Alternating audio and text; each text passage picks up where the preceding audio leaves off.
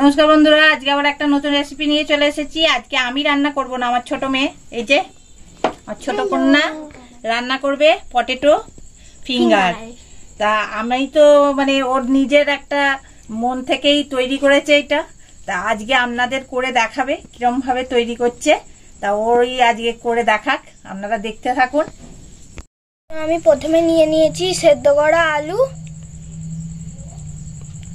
এবার আলুটাকে ম্যাশার দিয়ে ম্যাশ করে নিতে হবে।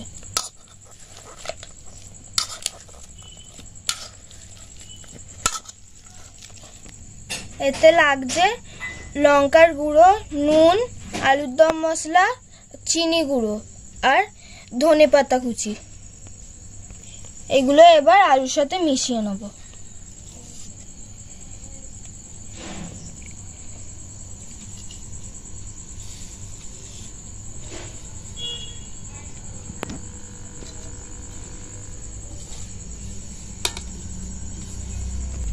এবার দেব এর ভেতর বেকিং পাউডার।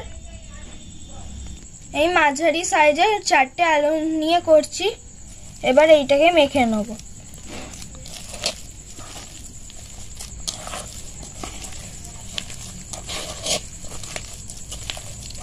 ভালো করে এটাকে মিশিয়ে নিতে হবে।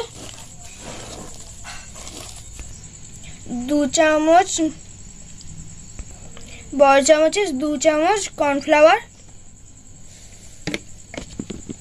দিয়ে এবার মিশিয়ে নেব। ভালো করে মিশিয়ে নিতে হবে।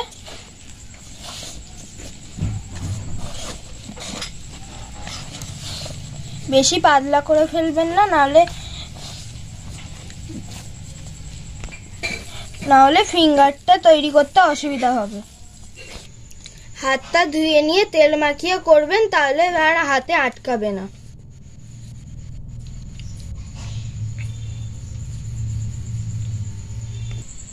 এই দেখুন, এরকম সাইজের রেখেছি। এর থেকে আপনারা বড়ও করতে পারেন, ছোটও করতে পারেন। বাকিগুলো এইভাবেই করে নেব। আমার তেলটা গরম হয়ে গেছে, আমি এবার পটেটো ফিঙ্গারগুলোকে ভেজে নেব।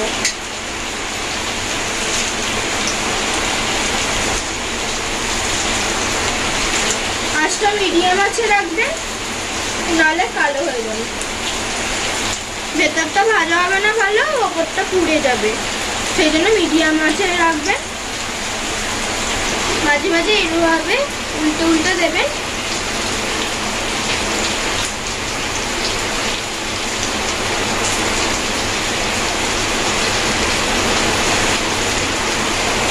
শুনতে পাচ্ছেন কি জোর বৃষ্টি হচ্ছে?